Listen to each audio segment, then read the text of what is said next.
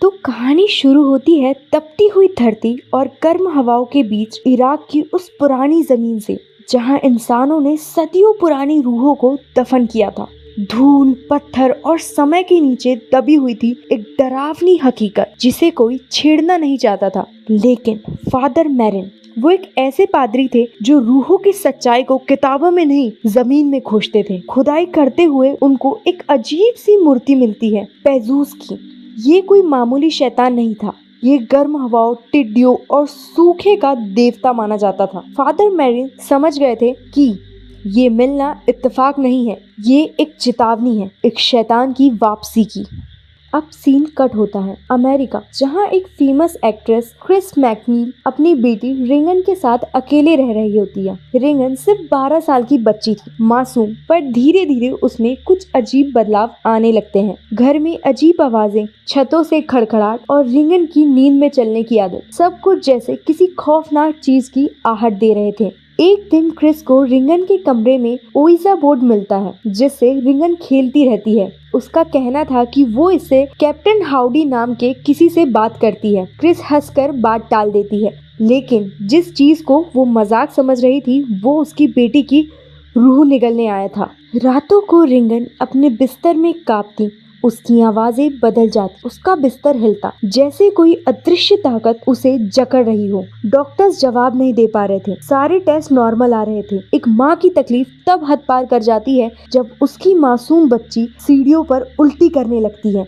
खून की उल्टी, और लोगों के सामने अपनी हरकतों से डर का मंजर बना देती है। अब कहानी में आता है फादर डेमियन कर्सर, एक पादरी जो खुद अपने विश्वास और जिंदगी से जूझ रहा होता है। उसकी माँ की हाल ही में मौत हुई थी और वो खुद को दोष देता है। ऐसे समय में जब क्रिस उससे मदद मांगती है तो पहले वो मना कर देता है, लेकिन जब वो रिंगन की हालत देखता है, उसके अंदर की वो भयानक आवाजें, अलौकिक ताकतें और उसकी बॉडी पर खुद बनते संदेश, तब फादर कर्सर को एहसास होता है कि ये सिर्फ मेडिकल केस नहीं है, ये शैतान की हकीकत है। अब चर्च की इजाजत के बाद बुलाया जाता है फादर मैरिन को, वहीं जो इराक में पेजूस का सामना कर चुके थे। दो पादरी, एक बूढ़ा जो शैतान से पहले लड़ चुका है और एक जवान जो खुद से भी नहीं जीत पा रहा, मिलते हैं उस घर में जहां रिंगन अब वो बच्ची नहीं रही, वो अब एक लड़ाई का मैदान बन चुकी है। ये कहानी अब बनती है बलिदान की,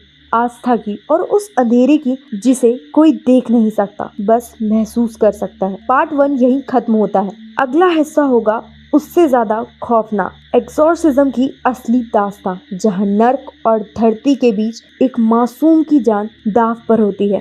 अब कहानी उस मोड़ पर आ चुकी थी जहां डर ने इंसानियत का दम घोटना शुरू कर दिया था। फादर मैरिन और फादर डेमियन अब उस कमरे में थे जहां रिंगन पर शैतान का साया पूरी तरह से हावी हो चुका था। कमरे की हवा भारी हो गई थी, जैसे वहां वक्त थम गया हो। रिंगन की आंखें अब उसकी नहीं लग रही थी, आवाजें किसी और की थी। वो बोल रही थी पर उसका मुंह नहीं हिल रहा था, जैसे कोई उसके अंदर से बोल रहा हो। फादर मैरिन ने प्रार्थना शुरू की और साथ में फादर डेमियन ने भी। हर वाक्य, हर मंत्र के साथ कमरे की दीवारें थरथराने लगी। रिंगन हंस रही थी, चीख रही थी, जोर जोर से चिल्ला रही थी। उसका शरीर बेड से हवा में उठ रहा था, उसकी कलाई से बंधी पट्टियां भी अब खून से भीग चुकी थी। वो कभी लैटिन में बोलती, कभी फ्रेंच में, कभी कोई ऐसी भाषा जो शायद इस दुनिया की नहीं थी। फादर मैरिन शांत थे, उनकी आंखों में आत्मबल था। वो जानते थे कि ये शैतान नहीं है, कई आत्माएं एक साथ रिंगन के अंदर घर कर चुकी हैं, लेकिन उनमें सबसे ताकतवर था पाजूस, वही प्राचीन राक्षस जिसका जिक्र उन्होंने इराक की खुदाई के दौरान देखा था। रिंगन अचानक फादर डेमियन की माँ की आवाज में बोलती है, डेमियन, तुमने मुझे मरने के लिए छोड़ दिया, तुम बुरे बेटे हो, तुम पापी हो। फादर डेमियन का चेहरा उतर गया, उसकी आंखें भीग गई। उसने आंखें बंद की, लेकिन पजाजू ने उसका दर्द भांप लिया था। वो अब उसकी भावनाओं पर हमला कर रहा था। फादर मैरिन ने डांट कर डेमियन से कहा, फोकस फादर, ये तुम्हारा दोष नहीं है, ये उसकी चाल है, अपने मन को साफ रखो। पर ये आसान नहीं था। तभी रिंगन के शरीर से एक अजीब सी गंध उठती है। कमरे का तापमान बर्फ सा ठंडा हो गया।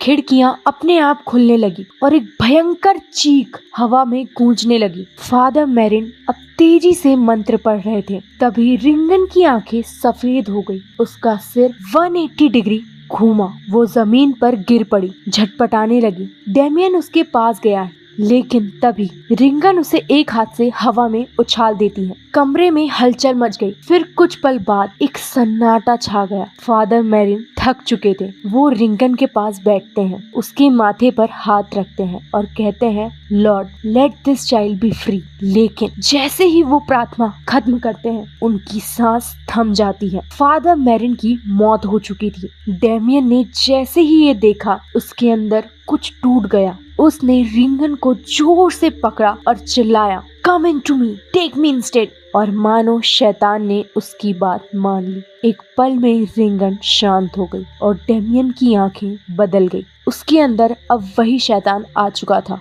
डेमियन खुद को काबू में करने की कोशिश करता है और खिड़की की तरफ दौड़ता है। वो खिड़की से छलांग लगाता है, सीढ़ियों पर लुढ़कता हुआ नीचे गिरता है। उसका शरीर टूट चुका था, पर रिंगन अब आजाद थी। क्रिस अब रागिन को लेकर घर से निकल रही थी। उसने उस मकान को अलविदा कह दिया था जहाँ उसने अपनी बेटी को दर्द में तड़पते हुए देखा था। रागिन अब खुश दिख रही थी, लेकिन उसे कुछ भी याद नहीं था। शैतान का साया उसके शरीर से निकल चुका था, लेकिन क्या उसकी आत्मा से भी निकल पाया था? ये सवाल क्रिस के अंदर खोया जा रहा था। जब क्रिस और रागिन कार में बैठ रहे थे, तभी फादर जोसेफ डायर वहां आए। क्रिस ने उन्हें डेमियन का लॉकेट लौटाया, जो रागिन ने आखिरी बार अपने पास रखा था। डायर ने लॉकेट को चुपचाप अपने हाथ में लिया और एक बार आसमान की तरफ देखा, जैसे भगवान से कुछ कहना चाह रहा हो। शायद शुक्रिया, शायद सवाल। मकान अब खाली था, लेकिन उसकी दीवारों में अब भी वो चीख बसी थी, कभी एक बच्ची की, कभी एक शैतान की, कभी एक माँ की। शहर की सड़कें अब शांत थी, लेकिन उस एक मकान की छत अब भी जाने क्या क्या सुनती थी। उधर चर्च में भी इस पूरे केस की रिपोर्ट बनाई जा रही थी। एग्जॉर्सिज्म अब एक बार फिर चर्च के ध्यान का केंद्र बन चुका था। चर्च ने तय किया था कि इस विषय पर अब और भी गहन अध्ययन किया जाएगा, क्योंकि जो हुआ था वो सिर्फ एक पोजेशन नहीं था, वो एक चेतावनी थी। डेमियन के बलिदान को याद करते हुए डायर चर्च के उस कोने में बैठते हैं जहाँ फादर मेरिन अक्सर प्रार्थना किया करते थे। वहाँ एक मोमबत्ती जलाई जाती है और डायर बस एक ही शब्द कहते हैं, फॉरगिव अस। कुछ हफ्तों बाद क्रिस और रेगन अब नए शहर में बस चुके थे। रीगन अब एक नए स्कूल में जाने लगी थी, लेकिन कभी कभी वह रात को नींद में कुछ बड़बड़ाने लगती थी। क्रिस डर जाती थी, लेकिन फिर खुद को संभाल लेती थी। एक रात रीगन ने अचानक क्रिस से पूछा, mom, who was that man in black robe? He used to visit me in my dreams. He was kind. Chris का दिल कांप गया। वो जानती थी रीगन कुछ याद नहीं करती, लेकिन कहीं ना कहीं वो एहसास बचा रह गया था। उसने मुस्कुराकर कहा, He was an angel sweetheart। और उस रात क्रिस ने पहली बार सुकून की नींद ली। फिल्म की कहानी यहीं खत्म होती है, लेकिन एक्सॉर्सिस्ट की कहानी सिर्फ एक शुरुआत थी, क्योंकि बुराई हमेशा किसी न किसी कोने में छुपी रहती है, कब्जा करने के लिए तैयार। अंधेरे में जलती हुई मोमबत्ती, कांपती हुई दीवारें और एक मासूम सी लड़की जो अपने अंदर की राक्षस से लड़ रही है। यही थी शुरुआत उस डरावनी गाथा की, जिसे दुनिया एक्सॉर्सिस्ट नाम से जानती है। लेकिन ये कहानी वहीं खत्म नहीं हुई थी। असली तूफान अब आने वाला था, और यही तूफान लेकर आया एक्सॉर्सिस्ट 2 द हेरेटिक। कहानी की शुरुआत होती है अफ्रीका जैसे तपते हुए वीराने से। वहाँ फादर फिलिप लेमोंट एक लड़की पर एक्सॉर्सिज्म कर रहे होते हैं, मगर कुछ तो गड़बड़ थी। उनके शब्द कांप रहे थे, विश्वास डगमगा रहा था, और तभी उस लड़की के कपड़े में आग लग जाती है। चीखों के बीच आग उसे निगल जाती है और फादर के चेहरे पर डर के साथ उभर आता है अपराध बोध। Cut to New York. यहाँ अब 16 साल की हो चुकी रिंगन मैकलीन उस खौफनाक हादसे के बाद एक नए जीवन की कोशिश कर रही है। वो अब एक थेरेपी क्लिनिक में जाती है, जहां उसका इलाज कर रही होती है डॉक्टर जिन टस्किन। रिंगन अब पहले से ज्यादा शांत है, स्थिर है, कम से कम ऊपर से तो यही लगता है, मगर उसके भीतर कुछ है जो अब भी गूंजता है, कुछ ऐसा जो ना तो उसे याद है और ना भुलाया जा सकता है। डॉक्टर जिन एक नई तकनीक इस्तेमाल करती है, एक सिंक्रोनाइजेशन मशीन, जो दो दिमागों को जोड़ सकती है, यानी डॉक्टर और मरीज दोनों की ब्रेन वैक्स सिंक हो जाती है और डॉक्टर उस दर्द को खुद महसूस कर सकती है जो रिंगन ने कभी झेला था। मगर रिंगन मानती है कि वो अब ठीक है, उसे कोई थेरेपी नहीं चाहिए। डॉक्टर मानने को तैयार नहीं होती क्योंकि वो देख रही थी कुछ तो है अब भी अंदर जो जिंदा है। दूसरी ओर वेटिकन में फादर फिलिप को बुलाया जाता है। वहाँ कार्डिनल उन्हें काम सौंपता है, फादर मैरिन की मौत की जांच। हाँ, वही फादर मैरिन जिसने पहली फिल्म में रिंगन को पजाजू के चुंगल से छुड़ाया था। कार्डिनल कहता है कि फिलिप इसे शांत रखे। चर्च नहीं चाहता कि दुनिया जाने की शैतानी ताकतें असली है, मगर फादर फिलिप के अंदर आग जल चुकी थी। वो जानना चाहता था कि मैरिन की मौत कैसे हुई और इसके लिए रिंगन से मिलना ही था। रिंगन और फिलिप की पहली मुलाकात किसी तूफान से कम नहीं थी। रिंगन अब भी मासूम थी, लेकिन उसकी आंखों में कोई दूसरी ही दुनिया थी। डॉक्टर जिन्स शुरुआत में विरोध करती है कि फिलिप रिंगन से बात ना करे क्योंकि इससे उसके भूले हुए दर्द फिर से जाग सकते हैं, मगर रिंगन खुद कहती है मैं तैयार हूँ। और फिर सिंक्रोनाइजेशन मशीन दोबारा चालू होती है। रिंगन और डॉक्टर जिन जुड़ते हैं। अचानक डॉक्टर की आंखों के सामने चमकता है एक पुराना दृश्य। फादर मैरिन, अफ्रीका की तपती रेत और एक अजीब सा लड़का जिसकी आंखों में डर से ज्यादा रहस्य है। फिर पाजुजू की परछाई और रिंगन की धड़कनें तेज होने लगती है।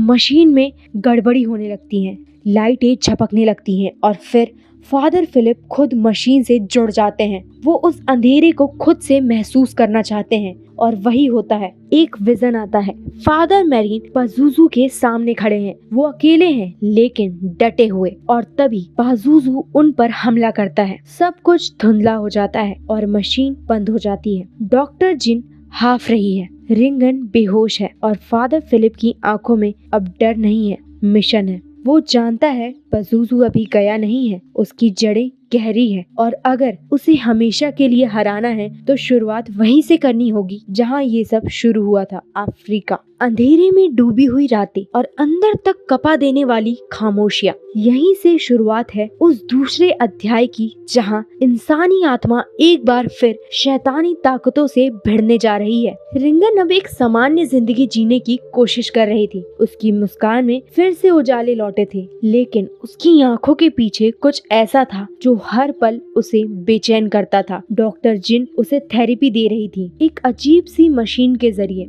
जो दिमाग की तरंगों को सिंक कर सकती है। रिंगन कहती है कि उसे कुछ भी याद नहीं, लेकिन जब वो मशीन से जुड़ती है उसके भीतर कुछ जागता है, कुछ ऐसा जो इंसान नहीं था, कुछ ऐसा जो अब भी उसके अंदर छुपा बैठा था। उधर फादर फिलिप को चर्च ने बुलाया था, लेकिन काम देने के लिए नहीं बल्कि उसे चुप करवाने के लिए। चर्च को ये स्वीकार नहीं था कि शैतान असली हो सकता है, और अगर रिंगन का मामला सच था तो उनकी पूरी मान्यताएं खतरे में पड़ सकती थी। लेकिन फादर फिलिप जानता था कि ये सच है और यही सच उसे चैन नहीं लेने दे रहा था। वो न्यूयॉर्क आया, डॉक्टर जिन से मिला और रिंगन के मामले को खुद समझने की ठानी। जब रिंगन और डॉक्टर उस मशीन से दोबारा जुड़ी तो कुछ अजीब हुआ। मशीन की लाइट झिलमिलाने लगी और रिंगन के चेहरे पर वो डर वापस आ गया, वही डर जो सालों पहले उसके अंदर बसे पाजुजू से मिला था।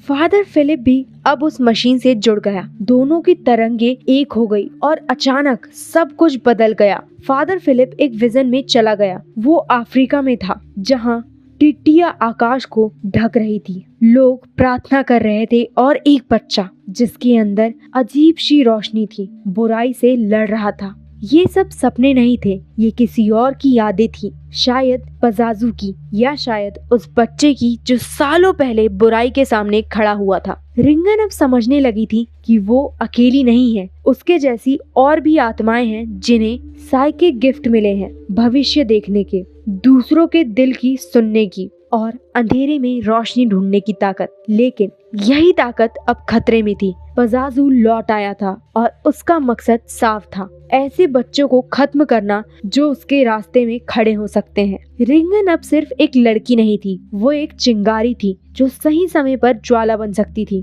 सवाल ये था कि क्या वो तैयार थी उस आग में कूदने के लिए, और क्या फादर फिलिप उस अंधेरे की तह तक जा पाएंगे, या पाजुजू अब भी छुपा बैठा है। इस रहस्य से भरे सफर की आग अभी सुलगी है। अंधेरे में जलती हुई मोमबत्तियों की लौ और उनके बीच कांपती रूहों की सिसकियां। कहानी का तीसरा और आखिरी पड़ाव वहीं से शुरू होता है जहां रिंगन और फादर फिलिप वॉशिंगटन में उसी पुराने घर में लौट चुके हैं। वही घर जहां एक समय पाज़ोज़ू से पहली बार रिंगन के मासूम जिस्म में दाखिल होकर डर की नींव डाली थी। अब उस घर की दीवारें फिर से डर से कांप रही थी। हवा में वही पुराना सन्नाटा था, लेकिन इस बार डर के साथ साथ एक उम्मीद भी थी। रिंगन अब कोई आम लड़की नहीं थी। वो खुद को पहचान चुकी थी, एक ऐसी लड़की जो दूसरे के भीतर छुपे अंधेरे को उजाले में खींच सकती थी। लेकिन पाज़ोज़ू ये सब खत्म करना चाहता था। वो जानता था अगर रिंगन जिंदा रही तो वो औरों को भी रोशनी दे सकती है। जैसे ही रिंगन और फादर फिलिप घर में दाखिल होते हैं, हवा अचानक भारी हो जाती है। एक झटका लगता है और फर्श पर धूल से ढके पुराने खिलौने हिलने लगते हैं। फादर फिलिप महसूस करता है कि पाज़ोज़ू कहीं आसपास है। तभी एक जोरदार चीख घर के कोने से आती है। वो कोई और नहीं बल्कि रिंगन का ही डबल गैंगर था। ये डबल गैंगर रिंगन के जैसी दिखती थी, लेकिन उसकी आंखों में आग थी, चेहरा शैतानियत से भरा हुआ। वो फादर फिलिप को भ्रमित करने लगती है। किसे बचाओगे फादर, मुझे या उसे? दोनों एक जैसे हैं, लेकिन तुम्हें सच्चाई दिखा सकती हूँ। फादर फिलिप की आत्मा डगमगाने लगती है, लेकिन रिंगन अपने भीतर की शक्ति का इस्तेमाल करते हुए चीखती है, ये मैं नहीं हूँ फादर, अपने दिल की सुनो। उसी समय डॉक्टर जिन भी वहाँ आ पहुँचती है, लेकिन जैसे ही वो घर में दाखिल होती है, लोकेस्टस का एक झुंड कमरे में घुस आता है। दीवारें दरकने लगती हैं और पाज़ोज़ू अपनी असली रूप में समाने लगता है। वो फादर फिलिप को एक बार फिर भ्रमित करता है, उसकी कमजोरी को उकसाता है, कहता है तू मुझे नहीं हरा सकता, मैं हर इंसान की कमजोरी हूँ, हर डर, हर लालच, हर झूठ। मगर इस बार फादर फिलिप झुकता नहीं। वो रिंगन का हाथ पकड़ता है और दोनों मिलकर एक रिचुअल शुरू करते हैं, वही अफ्रीकी मंत्र जो उन्हें कुकुम्बा ने बताया था। पाज़ोज़ू चिल्लाता है, तड़पता है, लेकिन रिंगन और फादर फिलिप अब रुकने वाले नहीं थे। रिचुअल के दौरान अचानक जमीन फटने लगती है और उस गड्ढे से वो सभी आत्माएं निकलती है जिन्हें पाज़ोज़ू ने अपने वश में कर रखा था। एक एक कर वो आत्माएं मुक्त होती है। पाज़ोज़ू अब कमजोर हो रहा था। तभी रिंगन आगे बढ़ती है और पाज़ोज़ू के डबल गैंगर के सीने में हाथ डालकर उसका दिल निकाल लेती है, जो स्याहे था, धड़कता हुआ, लेकिन अब डर से कांप रहा था। जैसे ही दिल जमीन पर गिरता है, पूरा घर थरथराने लगता है, दीवारें गिरती हैं, छत ढहने लगती है। फादर फिलिप रिंगन को बाहर धकेलता है और खुद भी बच निकलता है। पीछे पूरा घर धूल में समा जाता है, जैसे कोई बुरा सपना आखिरकार खत्म हो गया हो। बाहर खड़ी डॉक्टर जिन उनकी तरफ भागती है। रिंगन अब पहले से कहीं ज्यादा शांत, उसकी आंखों में डर नहीं बल्कि साहस था। फादर फिलिप मुस्कुराता है जैसे कोई मिशन पूरा हुआ हो। वो डॉक्टर जिन की ओर देखता है और कहता है, अब ये बच्ची अकेली नहीं है, ये दुनिया को बचाएगी। अंत में रिंगन एक पार्क में गूंगी बच्ची से मिलती है। वो बच्ची बोल नहीं सकती थी, लेकिन जैसे ही रिंगन उसका हाथ पकड़ती है, वो पहली बार बोलती है, धन्यवाद। ये रिंगन की नई शुरुआत थी। अब वो पाज़ोज़ू की बंदी नहीं थी, बल्कि उन रूहों की रहनुमा थी जो खुद को खो चुकी थी। और इसी के साथ खत्म हुई एक्सोर्सिस्ट 2 द हेरेटिक की दास्तां। डर, आत्मा, उम्मीद का संग्राम। ये एक रहस्यमयी कहानी